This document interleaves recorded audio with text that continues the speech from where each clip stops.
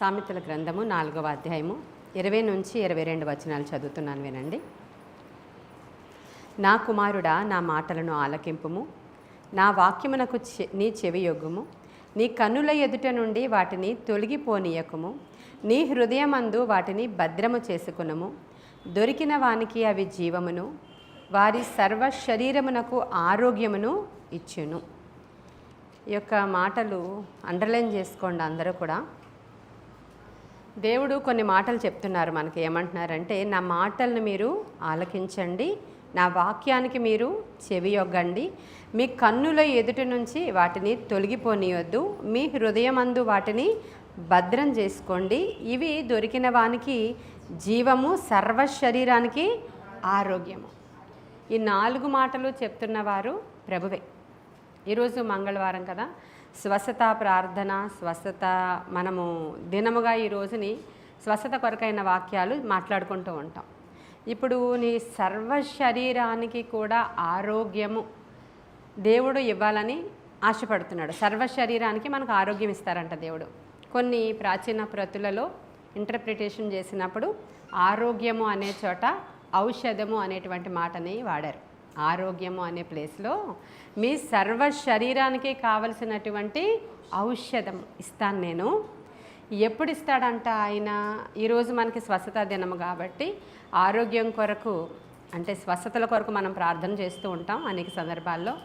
చాలామంది మన మంగళవారం మెసేజెస్లో స్వస్థతలు కూడా పొందుకున్నారు, సాక్ష్యాలు ఉన్నాయి. ఎన్నో స్వస్థతలు మంది హీలింగ్ మినిస్ట్రీ. మనము స్వస్థతల్ని నమ్ముతాం. స్వస్థతలు మందిరంలో జరగడం మన కనులారా అనేక సందర్భాల్లో మనం చూసాం. ఇంకా కొన్ని సందర్భాల్లో కొన్ని స్వస్థతలు జరగలేకుండా కొన్ని మొండిగా ఉన్నవి ఎక్కడైనా ఉండిపోయాయా అంటే మన దగ్గర చాలా తక్కువే. వచ్చిన ప్రతి కేసులో కూడా మనము సంపూర్ణమైనటువంటి దేవుని యొక్క కృపని చూసాం. మనం ప్రతి ఒక్కరూ కూడా స్వస్థతలు పొందుకోవడం అనేది మనకి చాలా బాగా తెలుసు, ఎందుకంటే మనం సాక్షులం కాబట్టి. సరే, అన్ని సంఘాల వాళ్ళు కూడా స్వస్థతల్ని నమ్మరు. లోకంలో 3 రకాలైనటువంటి డినామినేషన్స్, అంటే దీని విషయంలో, సంఘం విషయంలో సిద్ధాంతాలు ఎలా ఉన్నాయంటే, దేవుని ప్రజలు ఎప్పుడూ కూడా ధనవంతులుగా ఉండడం, లేదంటే బాగా ఈ లోకానుసారంగా చాలా హెచ్చయిపోయి పెద్ద పెద్ద ఉద్యోగాలు చేస్తూ అసలు చాలా ఒక లెవెల్లో ఉండడం అనేది కాదు క్రైస్తవ పద్ధతి. అంతా తగ్గింపు.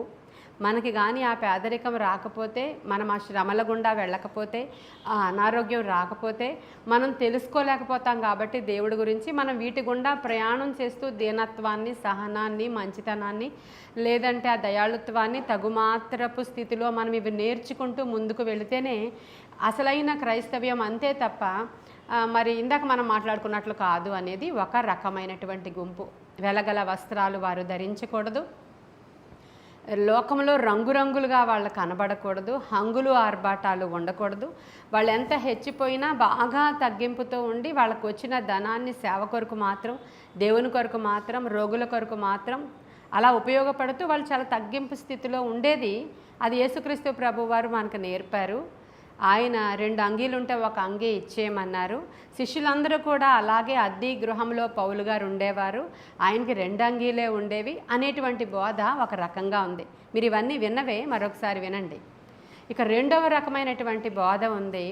వాళ్ళని, అంటే ఈ లోకానుసారంగా కొంతమంది ఏమంటున్నారంటే, వీళ్ళు చాలా, అంటే ధనము గురించే మాట్లాడేటువంటి సేవకులు అంటున్నారు వాళ్ళని. కేవలము దేవుని డబ్బిస్తాడు, డబ్బిస్తాడు, డబ్బిస్తాడు, దేవుడు ఆశీర్వదిస్తాడు, ఆశీర్వదిస్తాడు, ఆశీర్వాదం, ఆశీర్వాదం, అభివృద్ధి, అభివృద్ధి అని చెప్పే బోధకులు ఒకవైపు. దేవుడు గొప్ప చేస్తాడు, దేవుడు సర్వశక్తిమంతుడు, దేవుడు తన ప్రజల్ని రాజులుగా ఉండడానికి పిలిచాడు, దేవుడు తన ప్రజలకి అభివృద్ధిని ఇస్తాడు అని చెప్పేటువంటి బోధ ఒకవైపు. బోధలు అర్థమవుతున్నాయి కదా మీకు. ఇంకొక రకమైనది ఏంటంటే, దేవుని యొక్క వాక్యాన్ని వాక్యముగా మనము చదువుతూ అనుసరిస్తూ నిత్యరాజ్యము కొరకైనటువంటి నిరీక్షణతో మనం వెళ్ళాలి తప్ప స్వస్థతలు, అద్భుతాలు, ఆశ్చర్యాలు అనేవి ఆగిపోయాయి. ఇప్పుడు అవేవి ఆపరేటింగ్లో లేవు. అపోస్తుల కాలం తరువాత అవన్నీ కూడా ఆగిపోయాయి. నీకు రోగం వచ్చిందా, డాక్టర్ దగ్గరికి వెళ్ళు. ఆయనకి జ్ఞానం ఇచ్చిన వాడు దేవుడే ఆయనే నిన్ను బాగు చేస్తాడు. అలా కానీ దేవుడు స్వస్థపరుచుకుంటూ పోతే ఆ హాస్పిటల్స్ ఎందుకు అని ఒక పాస్టర్ గారు గట్టిగా తిడుతున్నారు. నేను విన్నాను ఇవన్నీ. 3 రకాలు చెప్పాను. నేను సిద్ధాంతాల గురించి మాట్లాడుతున్నాను. పేదరికంలో ఉండి, పేదలుగానే ఉండి, చాలా తగ్గించుకున్న స్థితిలో ఉండి, నువ్వెంత కలిగినా కూడా పేదవాడిగానే బయటికి కనిపిస్తూ ఈ విధంగానే ఉండాలి, అది క్రైస్తవ్యం అనేటువంటి బోధ. అంటే రకరకాల రంగుల బట్టలు కానీ, హంగులు కానీ, వెలగల వస్త్రాలు కానీ, విలువైన ఆభరణాలు కానీ ఏమీ ధరించకుండా క్రైస్తవ్యము అంటే మతపరమైన సిద్ధాంతాలను అనుసరిస్తూ అలా వెళ్ళిపోవాలి. ఒక గుంపు అన్నమాట అది. ఈ లోకంతో అదే సంబంధము లేనటువంటి ఒక ప్రత్యేకించబడిన గుంపు అలా వెళ్ళిపోవాలనేది ఒక సిద్ధాంతము. రెండవది ఇంకా డబ్బు, ధనము, ఆశీర్వాదము, హెచ్చింపు, మేలు, మీరు రాజులు, మీరు అధికారులు, మీకు అథారిటీ ఉంది, మీరు అధికారులు, మీరు మాట్లాడండి అయితే ఇది ఒక రకమైనటువంటి బోధ. మూడవది స్వస్థతలు లేవు, అద్భుతాలు లేవు, ఆశ్చర్యాలు లేవు. వాక్యంగా మేము స్పష్టంగా వాక్యాన్నే బోధిస్తాం, కలపము చెరపము, మాది ప్యూర్ వర్డ్ అని చెప్పుకుంటూ అద్భుతాలని వాళ్ళు అంటే వండర్స్ని, అద్భుతాలని, స్వస్థతల్ని యాక్సెప్ట్ చేయరు.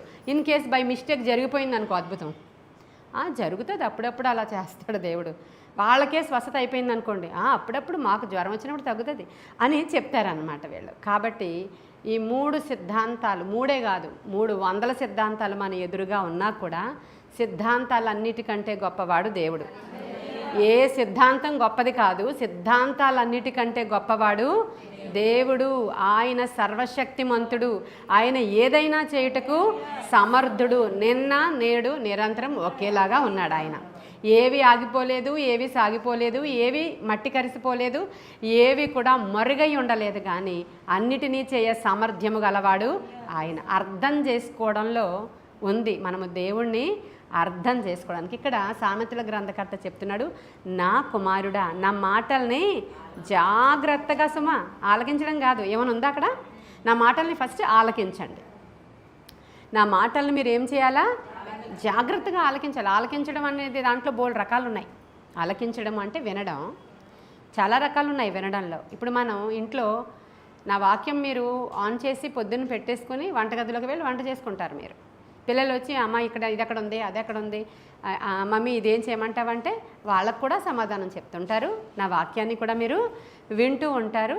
ఆ తర్వాత మరలా మీ పని కూడా చేసుకుంటూ ఉంటారు, కిచెన్ వర్క్. ఎందుకంటే మీరు అర్జెంటుగా అయితే ఆఫీస్కి వెళ్ళిపోవాలి, లేదంటే ప్రేయర్కి కూడా వచ్చేయాలి, ఉదయం నేను అది ఫాలో అవ్వాలి. కాబట్టి ఇవన్నీ కూడా నేను చేసుకుంటూ ఉంటాను. అక్కడ మీరు ఎలా ఆలకిస్తున్నారు? శతావధానం చేస్తున్నారు మీరు. ఇవన్నీ అంటే ఏంటి? 100 పనులు ఒకేసారి మీరు చేస్తూ దేవుని వాక్యాన్ని వింటున్నారు. ఇప్పుడు ఈ యొక్క సామెతల గ్రంథకర్త ఏం చెప్తున్నాడంటే, కంప్లీట్ కాన్సన్ట్రేషన్తో నా మాటని మీరు వినాలి.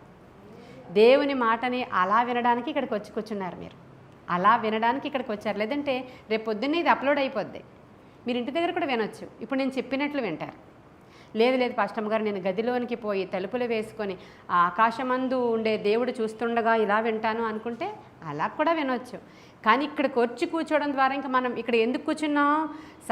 దేవుని మాటలు ఆలకించడానికి, దేవుణ్ణి ఆరాధించడానికి, దేవుని ప్రెజెన్స్ 3 గంటల సేపు ఆయన సన్నిధిలో నిలవబడ్డానికి, మనం మోకరించడానికి వచ్చి కంప్లీట్ కాన్సన్ట్రేషన్ దేవుడి మీద పెట్టడానికి వచ్చాము ఇక్కడికి. మనం ఇంకో పని చేసుకుంటే ఊరుకోను, మీకు దగ్గొచ్చినా ఊరుకోను, అవును కదా?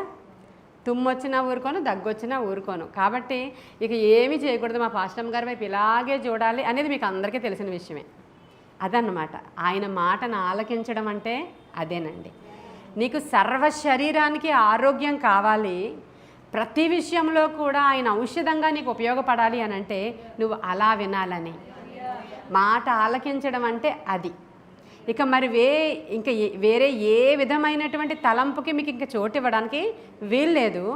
ఒక మాట ఈరోజు ఆయన మాట్లాడుతున్నాడు, ఈ మాట మాట్లాడుతూ ఉన్నప్పుడు ఇంకా కాన్సన్ట్రేషన్గా మీరు వింటున్నప్పుడు ఇంచుమించు నేను మాట్లాడుతూ ఉండగానే మీకు స్వస్థత అక్కడ కలిగిపోతూ ఉంటుంది. ఎందుకంటే వాగ్దానం చేసిన వాడు ఆయన, నేను కాదు. ఇలా వింటూ ఉండగానే హీలింగ్ అక్కడ జరిగిపోతుంది. నీ సర్వ శరీరానికి కూడా నీకు ఆరోగ్యము కలగడానికి ఒక రహస్యాన్నే చెప్తున్నాడు ఆయన ఈరోజు. ఈ స్వస్థత దినం రోజు ఏ సిద్ధాంతం వైపు మనం చూడడానికి వీలేదు. అంటే మనం యూట్యూబ్లో ఈ మెసేజ్ పెడుతున్నాను గనుక రకరకాల సిద్ధాంతాలు కలిగిన వారు ఈ వర్తమానాలు వింటున్నారు గనుక ఆ సిద్ధాంతాలు అన్నిటికంటే గొప్పవాడైన దేవుని యొక్క వాక్కును నేను చెప్పాలని ఆశపడుతున్నాను. కాబట్టి నా కుమారుడా, నా మాట నీవు ఆలకించు. చక్కగా నీవు విన్నప్పుడు నీకేం జరుగుతుందంటే విశ్వాసం కలుగుతుంది. అంటే దేవుడు కొన్ని మనకి లోపలికి పోయేటువంటి, దేవుడు ఏదైతే చెప్తున్నాడో అది లోపలికి పోయేటువంటి ఒక రంధ్రాన్ని ఇక్కడ పెట్టాడు దేవుడు. ఈ రంధ్రంలో నుంచి వెళుతున్నటువంటివి డైరెక్ట్గా హృదయంలోనికి వెళ్ళిపోతాయి. అన్నిటికంటే ముఖ్యముగా నా కుమారుడా, నీవు నీ హృదయాన్ని భద్రంగా కాపాడుకో. ఈ యొక్క చెవిలో నుంచి వెళ్ళినటువంటి మాటల్ని ఎక్కడికి వెళతాయి? ఇవి హృదయంలోనికే వెళతాయి. ఇవి ఎక్కడికి వెళతాయి? నీకు ఒక రంధ్రం ఇచ్చాడు దేవుడు ఇక్కడ. దానిలో నుంచి ఎక్కడికి వెళతాయంటే డైరెక్ట్గా హృదయంలోనికి వెళ్ళిపోతాయి. ఇప్పుడు ఈ హృదయాన్ని ఏమంటాడు సామెతల గ్రంథకర్తే? నీ అన్నిటికంటే, నీ అవయవాలన్నిటికంటే నీ హృదయము చాలా జాగ్రత్తగా భద్రంగా కాపాడుకోవాలి. ఎందుకంటే నీ హృదయంలో నుంచే జీవధారలు బయటికి వస్తాయి కాబట్టి. హల్లెలూయా. కాబట్టి మాటల్ని మీరు ఎలాగ తీసుకోవాలి అని అంటే, ఈ మాటల్ని మీరు సాత్వికముతో అంగీకరించాలంట. యాకోబు పత్రిక చూద్దామండి, 1వ అధ్యాయము 18 నుంచి నేను చదువుతున్నాను చూడండి. ఆయన తాను సృష్టించిన వాటిలో మనము ప్రథమ ఫలముగా ఉండునట్లు సత్యవాక్యము వలన మనలను తన సంకల్పము ప్రకారము కనెను. నా ప్రియ సహోదరులారా, మీరు ఈ సంగతి ఎరుగుదురు గనుక ప్రతి మనుష్యుడు, ఇక్కడ నుంచి మన సబ్జెక్ట్, వినుటకు వేగిరపడివాడును, మాటలాడుటకు నిదానించువాడును, కోపించుటకు నిదానించువాడునై ఉండవెరడు. ఎందుకనగా నరుని కోపము దేవుని నీతిని నెరవేర్చదు. అందుచేత సమస్త కల్మషము వెర్రవిగుచున్న దుష్టత్వము మాని లోపల నాటబడి మీ ఆత్మలను రక్షించుటకు శక్తిగల వాక్యమును సాత్వికముతో అంగీకరించండి. హల్లెలూయా. మీరు వినుటకు వేగిరపడుతూ ఈ మాటలను మీరు ఎలా అంగీకరించాలంట? సాత్వికముతో అంగీకరించాలంట. ఇప్పుడు నేను చెప్తున్న మాటలను మీరు వింటున్నారు. నేను చెప్పే మాటలను మీరు వినడానికి వేగిరపడుతూ వినాలి. మీరు చెప్పే మాటలు మాట్లాడడానికి నిదానించాలి. ఇక మీరు కోప్పడితే ఏ ప్రయోజనం కూడా అసలు లేనే లేదు. నరుని కోపము దేవుని నీతిని ఎంత మాత్రం కూడా నెరవేర్చదు.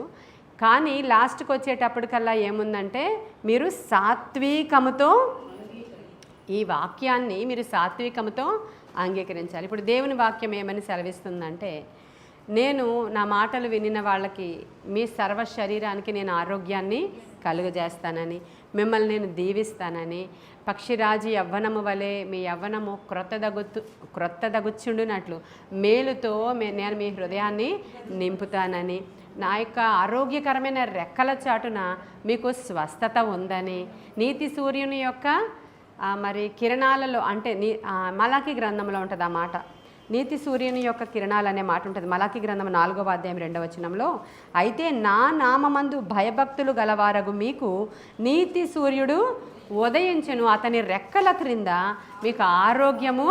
చూసారా, ఆయన యందు భయభక్తులు గలవారైనటువంటి మనకి నీతి సూర్యుడు ఉదయిస్తాడంటండి. అప్పుడు ఆయన ఆరోగ్యకరమైన రెక్కల చాటున మనకేం జరుగుతుంది? స్వస్థత, ఆరోగ్యము కలుగుతుందంట. ఈరోజు మనం మాట్లాడుకోబోతున్న అంశము ఆరోగ్యము, స్వస్థత, దేవుడు మనకిచ్చిన ఔషధము. ఏ ఔషధమైనా సరే, ట్యాబ్లెట్ కానీ టానిక్ కానీ డాక్టర్ గారు మీకు ఇచ్చారు అని అంటే, దాని మీద టానిక్ మీద రోజుకి 3 డోసులు వేసుకోండి, 2 డోసులు వేసుకోండి, 5 ml వేసుకోండి, చిన్నపిల్లలైతే ఇంత ml వేసుకోండి, పెద్దవాళ్ళైతే ఇంత ml వేసుకోండి అని ఉంటాయా లేవా? అక్కడ ట్యాబ్లెట్ ఇచ్చేటప్పుడు కూడా దాని మీద ఉన్న కాంబినేషన్స్ డాక్టర్లు చూస్తారు. ఈ రోజుల్లో డాక్టర్ గారు చూడక్కర్లా, ఒక ట్యాబ్లెట్ మనకు వస్తే మనం నెట్లో కొడితే దాని కాంబినేషన్స్, అది దేనికి ఉపయోగిస్తారో, అవి పెయిన్ కిల్లర్సా, యాంటీబయాటిక్సా, ఈ ట్యాబ్లెట్ ఏంటి అని మనకు మొత్తం అంతా కూడా చార్ట్ వచ్చేస్తుంది. అంటే ఏ ఔషధము దేని కొరకు ఉపయోగిస్తారు దాని కిందే కాషన్ ఉంటుంది. ఇది కానీ చిన్నపిల్లలు వాడకూడదు, ఇది మీరు వాడినప్పుడు అలర్జీ కానీ మీకు వస్తే, ఏమైనా మీకు దద్దుర్లు కానీ వస్తే, మీకు తుమ్ములు కానీ వస్తే మీరు వెంటనే ఈ మెడికేషన్ ఆపేయండి, ఉంటుందా లేదా? ఇవన్నీ కూడా దాని మీద రాసి ఉన్నట్లే ఇప్పుడు దేవుడిచ్చినటువంటి ఔషధము అనేటువంటి ఈ వాక్యము అక్కడ చెప్తుంది. మీరు గనుక ఎలా ఉంటే మీకు ఇది ఇలా జరుగుతుంది, మీరు గనుక నా మాట శ్రద్ధగా వింటే మీకు ఎలా ఉంటుంది, మీరు సాత్వికముతో నా యొక్క మాటలు అంగీకరిస్తే మీకు నేను ఎలా చేస్తా, ఇవన్నీ రాసేసి ఉందా లేదా? దీన్ని యాజ్ ఇట్ ఈజ్గా ఫాలో అయితే మీకు దగ్గు సిరప్ ఇచ్చారు, దాన్ని 3 సార్లు వేసుకోమంది మొన్న హవేలా. నాకు కదలండి, మా ఫాదర్కి 3 సార్లు వేసుకుంటే 3 టైమ్స్ వేసేసుకోమనండి అంది. 3 టైమ్స్ వేసుకుంటే మత్తుగా ఉంటుంది, నో ప్రాబ్లం, కానీ తగ్గుతుంది అని చెప్పింది. అంటే డాక్టర్ గారు చెప్పింది 3 సార్లు, మా నాన్నగారు అసలు వేసుకోలేదు, అప్పుడు తగ్గుతుందా? తగ్గలేదు, కాబట్టి ఆయనకి తగ్గలేదు. అప్పుడు ఆ టానిక్ వద్దు, మత్తు వస్తుంది, మైల్డ్ వస్తుంది, ఆ ట్యాబ్లెట్ వేసుకుంటే మరి నిద్రపోతున్నారు అస్తమాను నాన్నగారు, వద్దు అన్నారు వాళ్ళు. అందుకని నిన్నటి వరకు తగ్గలేదు అది. అప్పుడు వేరే డాక్టర్ గారి దగ్గరికి వెళ్తే వేరే ట్యాబ్లెట్స్ ఇచ్చారు, అది వేసుకున్నప్పుడు తగ్గుతుంది అని ఆయన చెప్పారు. ఆ ట్యాబ్లెట్ వేసుకున్నారు, ఈ రోజుకి అది తగ్గింది. ఇప్పుడు ఏం చెప్తున్నాను నేను మీకు, వాక్యంలో ఉన్నది ఉన్నట్టు తీసుకుంటే అది హృదయంలోనికి వెళితే ఆ హృదయంలో నుంచి నీ శరీరం అంతటికీ కూడా అది ఆరోగ్యాన్ని కలగజేస్తుంది. నీవు దాన్ని ఉన్నది ఉన్నట్టుగా తీసుకోకుండా టానిక్ బాటిల్ని అక్కడే ఉంచితే తగ్గుతుందా అన్నట్లు ఈ వాక్యాన్ని మీ ఇంట్లోని, మీ ఒంట్లోని, మీ ఒడిలోని, మీ నెత్తి మీద పెట్టుకుంటే అది ఆరోగ్యము వచ్చేది కాదు. కానీ నా మాటను శ్రద్ధగా ఆలకిస్తే ఇది జరుగుతుంది. హల్లెలూయా.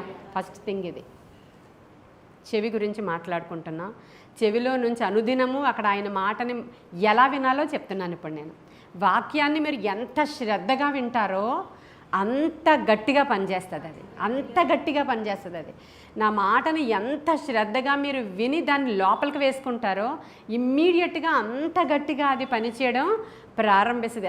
అది కేవలము ఒక టానిక్కే, అది కేవలము ఒక ట్యాబ్లెటే, అదే ఔషధం అంటున్నాను కదా నేను. సమస్త శరీరానికి కూడా నేను ఆరోగ్యాన్ని ఇస్తాను ఈరోజు ఆయన వాగ్దానము. కాబట్టి ఇది నువ్వు ఏ సిద్ధాంతంలో ఉన్నవాడవైనా, ఏ సిద్ధాంతంలో ఉన్నదానవైనా ఫస్ట్ చేయాల్సింది ఏంటంటే దేవుని వాక్యాన్ని శ్రద్ధగా వినడం. ఫస్ట్ డోస్ అయిపోయింది. ఇక రెండవదిగా ఏముంది అక్కడ, మనం ఏం చదివాం సామెతల గ్రంథంలో, నీ వాక్యమును నా కుమారుడా నా మాటల్ని ఆలకింపు. 2 చెవి గురించే. అది నీ అదే దేవుని యొక్క వాక్యానికి మనం ఏం చేయాలంట, చెవి యొగ్గాలి. ఇక మన చెవులంతా కూడా దేవుని యొక్క మాట మీదే మనం ఇంకా కంప్లీట్ కాన్సన్ట్రేషన్ మన చెవి మీదే ఉంచాలి. ఇంక ఇటు అటు నేను ఇందాక చెప్పాను కదా, అలాగ వినడంలో ఏమవుతుందంటే వాక్యం బాగుంది, బాగాలేదు, భలే చెప్పారే, ఈరోజు పాస్టమ్మ గారు భలే చెప్పారు, ఆ సాక్ష్యం నాకు చాలా బాగా నచ్చింది, అయ్యో ఆ సాక్ష్యం చెప్పారు కదా ఇంకా బాగుంది అంటామన్నమాట మనం. అలా కాకుండా చెవి యొగ్గామనుకోండి బాగా, అప్పుడు చెవి యొగ్గినప్పుడు ఆ చెవి లోపలికి ఈ ఔషధం పోయబడుతుంది అనమాట. హల్లెలూయా. పోయబడినప్పుడు అది ఔషధంలాగే పనిచేస్తుంది. అది పోయబడుతుంది కాబట్టి ఔషధములాగే పనిచేసి ఈరోజు మీకు స్వస్థత ఖచ్చితంగా. తర్వాత 3వ పాయింట్ ఏంటంటే, నీ కన్నుల ఎదుట నుండి వాటిని, అసలు దేవుని వాక్యాన్ని నీ కన్నుల ఎదుట నుంచి తొలగిపోనియొద్దు. అనుక్షణం కూడా ఆ వాక్యం మీకు జ్ఞాపకం వస్తూనే ఉండాలి. మీరు ఆ వాక్యాన్ని అండర్లైన్ చేసుకుంటూనే ఉండాలి, ఆ వాక్యాన్ని చదువుతూనే ఉండాలి. చీటికి మాటికి మీకు జ్ఞాపకం వచ్చినప్పుడల్లా క్యాలెండర్ దగ్గరకు పోవాలి. ఇంకొంచెం ఎక్కువ సమయం ఉంటే దేవుని వాక్యాన్ని ఓపెన్ చేసేయాలి. ఇంకొంచెం సమయం ఉంటే నీ డైరీ తెరిచేయాలి. ఇంకొంచెం సమయం ఉంటే నీకు ఏం గుర్తొచ్చిందో అది రాసేయాలి. అంటే నీ కన్నుల ఎదుట నుంచి ఆ వాక్యాన్ని అసలు నీవు ఇటు అటు ఆ కాన్సన్ట్రేషన్ అనమాట, దాన్ని కేంద్రీకరించడం అంటారు అన్నమాట. ఏం చేస్తాం మన కాన్సన్ట్రేషన్ని? ఐ డాక్టర్ దగ్గరికి మీరు వెళ్ళారు, ఇవన్నీ ఏబీసీలు చదవండి అంటాడు ఆయన. ఏబీ నాకు వచ్చు కదండి, ఏబిసిడి నాకు రాదనుకుని చదవమంటున్నాడు ఆయన అంటారా? ఆయన ఒక బోర్డు పెడతాడు, కనబడుతుందండి బి కనిపించింది, ఆ తర్వాత బోర్డు మార్చేస్తాడు ఆయన. అది కొంచెం చిన్నది పెడతాడు, ఇది బాగానే కనిపిస్తుందండి, జడ్ వరకు కనిపించేస్తుంది నాకు, మధ్యలో చదవండి అంటాడు ఆయన. కనిపించట్లేదండి. లేదండి ఇంకా లేదండి, అంతే పెరిగిపోయిందండి, నాకే తెలిసిపోతుంది, మీరే చెప్పేస్తారు అక్కడ. కేంద్రీకరించడం అంటే అది. దేవుని వాక్యాన్ని నీకు తెలుసు, ఏబిసిడీలు అన్నీ తెలుసు నీకు, A to Z కదా, అన్నీ తెలుసు నీకు, కానీ ఆ వాక్యాన్ని కేంద్రీకరించడం ఇప్పుడు నేను చెప్పినట్టే. దాని మీదే నీ దృష్టి నిలిపి పోనీయొద్దు అసలు నీ కనుల దగ్గర నుంచి, నీ కనుల ఎదుటి నుంచి అసలు ఆ పక్కకి అస్సలు పోనీయొద్దు. ఆ వాక్యాన్ని అలా బాసికములాగా కట్టేసుకో. నీవు ఆ వాక్యాన్ని థరోలీ నీవు చదువుతానే ఉండు, దాన్ని జ్ఞాపకం చేసుకుంటూనే ఉండు. ఆ కంప్లీట్ కాన్సన్ట్రేషన్ దాని మీదే ఉంచు. పూర్ణిమకి కన్సీవ్ అయ్యిందని నిన్న స్వీట్స్ ఇచ్చారు కదా, తనకు 5వ నెల వచ్చేసింది. 5 నెలల ముందు నేను చేసిన కార్యం గురించి తెలుసు మీకు. ఫస్ట్ వచ్చినప్పుడు కూడా అది ప్రాఫెసీతోటే వచ్చింది, కానీ అది మధ్యలోనే నిలవలేదు కనుక తర్వాత తన కాన్సన్ట్రేషన్ అంతా అమ్మాయిది దేని మీద ఉందంటే ప్రెగ్నెన్సీ మీదే ఉంది. ఆ అమ్మాయి కాన్సన్ట్రేషన్ ఇంకా అటు చూడదు ఇటు చూడదు, నాకు బిడ్డ కావాల్సిందే, నాకు బిడ్డ. నీకు నిజమే కదా, వాళ్ళ అత్తగారు అక్కడ ఉన్నారు, తర్వాత వెళ్ళి కనుక్కోండి మీరు.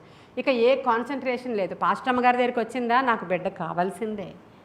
లోపల ప్రాబ్లం ఉందమ్మా, అవేవో సిస్టులు ఉన్నాయి, యూట్రస్ చుట్టూ ఇలాంటి ప్రాబ్లం ఉంది, బిడ్డ ఎదగడానికి ఏమాత్రం అనుకూలంగా లేదు, అవన్నీ తొలగించుకున్నాక వస్తుంది, ఇప్పుడు వద్దు అని డాక్టర్ గారు చెప్తున్నారు. నాకు బిడ్డ కావాలి, దైవికమైన స్వస్థత ఇచ్చేవాడు దేవుడు, ఆయన ఇస్తాడు అనే కాన్సన్ట్రేషన్ అమ్మాయి దాని మీదే నిలిపేసింది. అది నిజం, అడగండి తర్వాత మీరు. ఆ తర్వాత లార్డ్ సప్పర్ ఇస్తున్నాను నేను.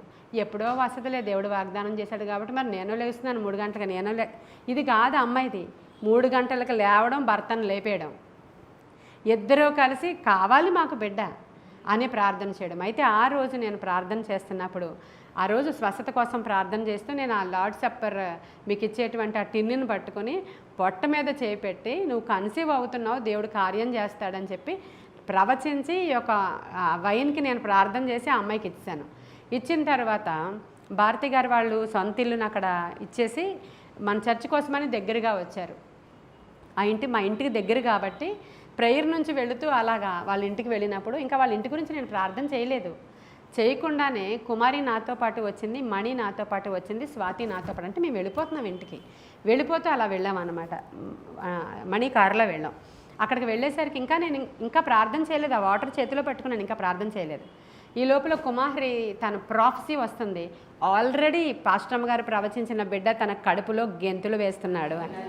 నేను చూస్తున్నాను కడుపులో ఉన్నాడు అని చెప్పి, సూట్ వేసుకుని మరీ ఉన్నాడు అని చెప్తే, అప్పుడు నేను చేసే ప్రార్థన వేరు, అమ్మాయి ప్రవచిస్తున్నది వేరు. అక్కడ ఇల్లు కోసం ప్రార్థన చేయడానికి వెళితే బిడ్డ కోసం ఆల్రెడీ వచ్చేసాడు. అంటే నేను ఆ నెలలోనే ఆ అమ్మాయికి లార్డ్ సప్పర్ ఇచ్చాను.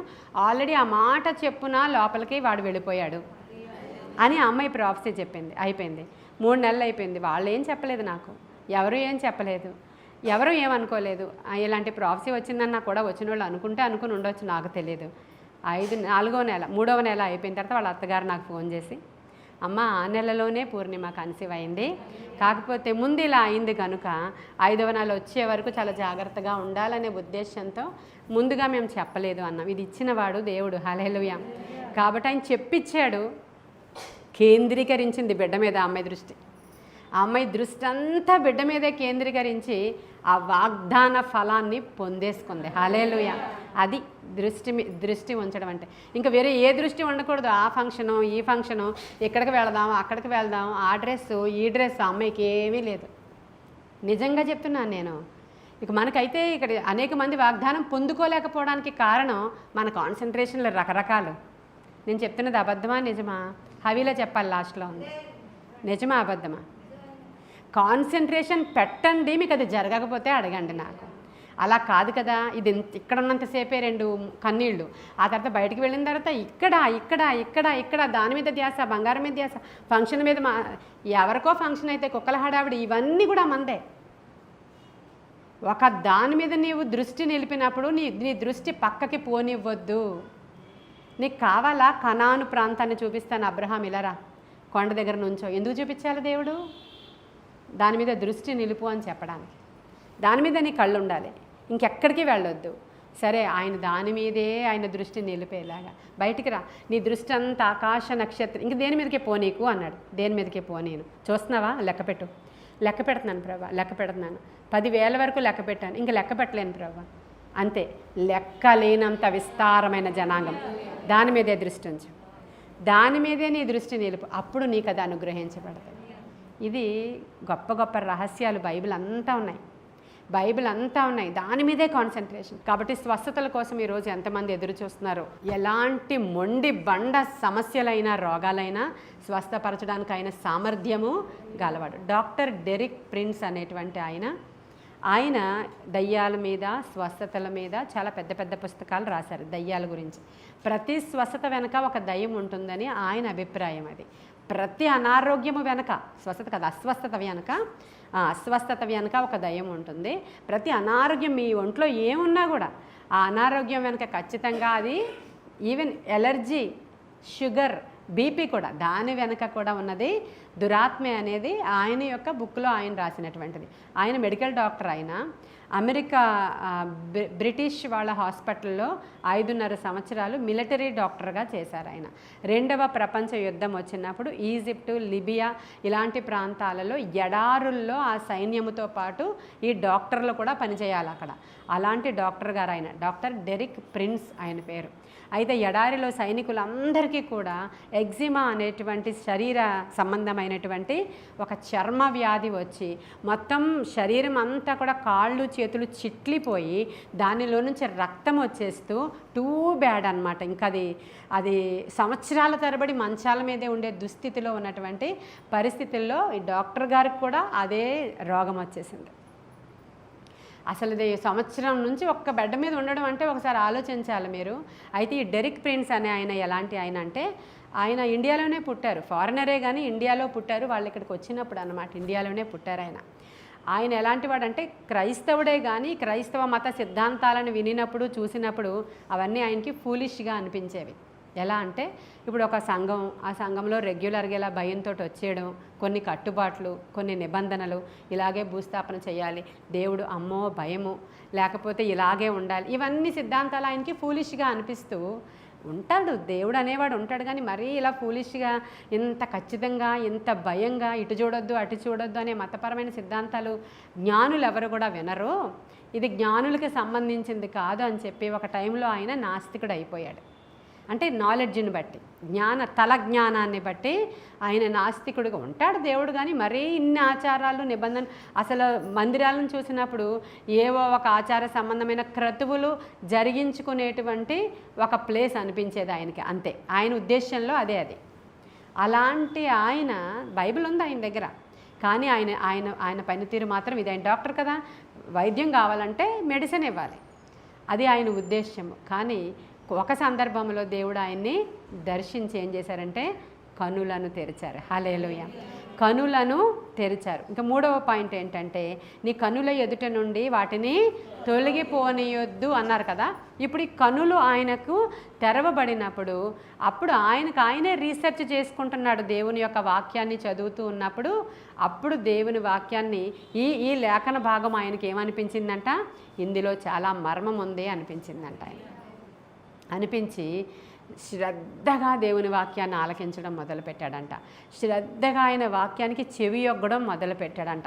ఆయన కనుల ఎదుట నుంచి దాన్ని తొలగిపోనీయకుండా మంచం మీద, నెత్తి మీద, కళ్ళ మీద ఆయన వాక్యాన్ని పెట్టుకొని అలాగే కాన్సన్ట్రేషన్తో ఆయన చూస్తూ ఉన్నప్పుడు పెద్ద పెద్ద హీలింగ్స్ జరగడం మొదలయ్యాయంట. హల్లెలూయా, కేవలము వాక్యం అనే ఔషధము ద్వారా, మందుల ద్వారా కదా. పాము కరిచిన వ్యక్తి ఒకడు, ఆ ఎడారి పాము కరిచి ఒక వ్యక్తి ఈయన గుడారంలోనికి వచ్చినప్పుడు అతని కాలంతా ఇంత లావ్ అయిపోయి విషమంతా పైకెక్కేసినప్పుడు ఆయన కేవలము ప్రార్థనతోనే హీల్ చేశాడంట.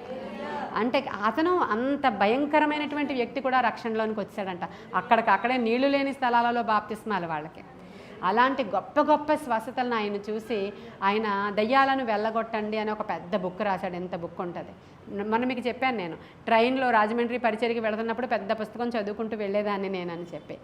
ఈ పుస్తకాలు ఎప్పుడు నేను 20 సంవత్సరాల క్రితం చదివిన పుస్తకాల సంగతులే ఈరోజు మనకి వాక్యముతో మీకు ఉపయోగపడడానికి దాన్ని క్రోడీకరించి మీకు మాట్లాడుతూ ఉన్నాను నేను. కాబట్టి అన్ని స్వస్థతల వెనకాల కూడా దేవుడు ఎలా ఉన్నాడో, అన్ని అనారోగ్యాల వెనకాల దురాత్మలు ఆ విధంగా, ప్రతి దాని వెనుక దురాత్మ ఉంటుంది. కాబట్టి దాన్ని తోలే ఔషధమే దేవుని యొక్క వాక్యము. కాబట్టి కన్నులు తెరవబడాలి అని ఆయన రాశాడు. ఇప్పుడు మనం కన్నులు తెరవబడితేనే మీరు దేవుని వాక్యంలో ఉన్న సంగతులను చూడగలుగుతారు. ఇక్కడ కూర్చున్న మన అందరికీ కూడా గొప్ప గొప్ప హీలింగ్స్ జరిగిన వాళ్ళమే. ఏదో ఒక సందర్భంలో దేవుడు మెడిసిన్ అవసరం లేని స్వస్థతలే ఇచ్చాడు మనకి, మెడిసిన్ లేకుండా ఇచ్చాడు.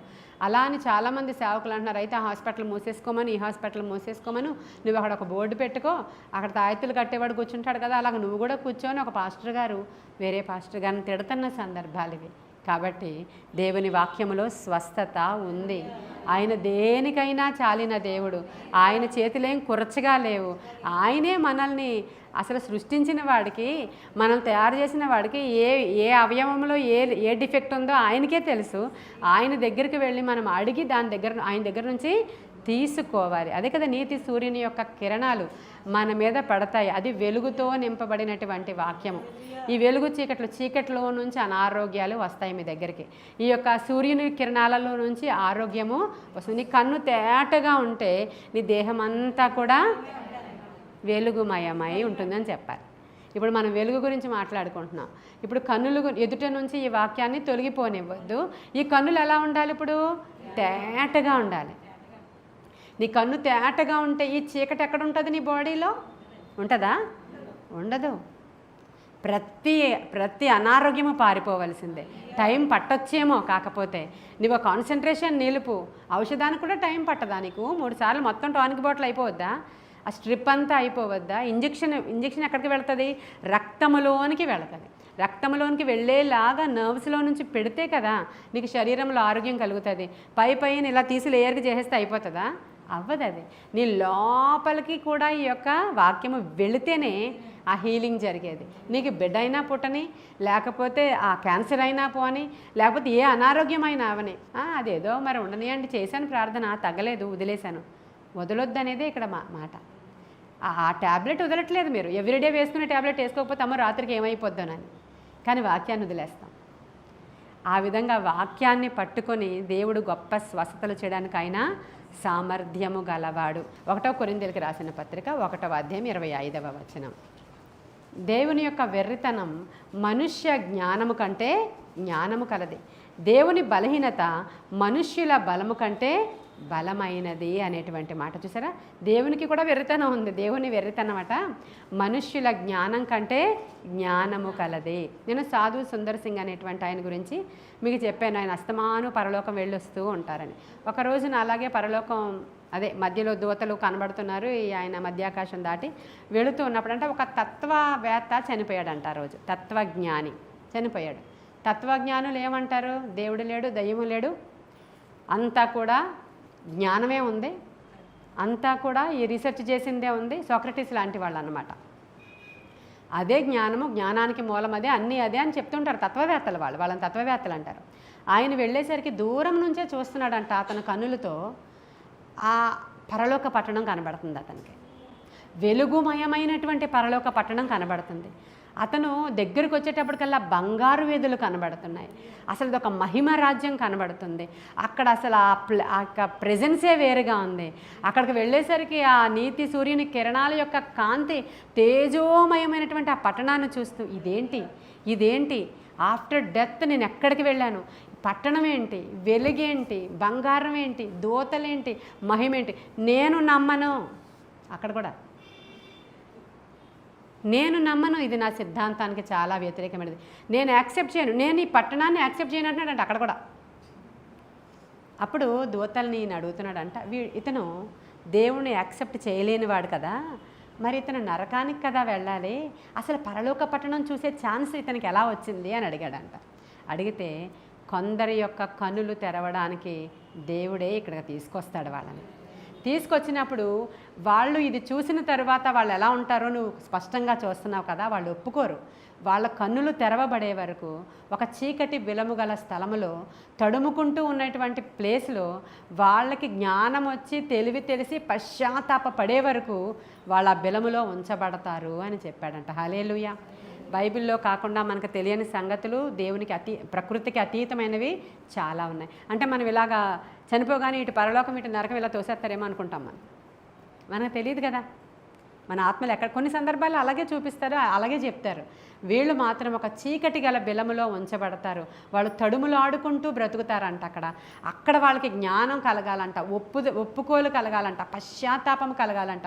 అది దేవుడు ఉన్నాడు, పరలోకం ఉంది, నరకం ఉంది అని వాళ్ళు ఒప్పుకున్న తర్వాత దేవుని తీర్పు వాళ్ళకి వేరే విధంగా ఉంటుందంట. చూసారా?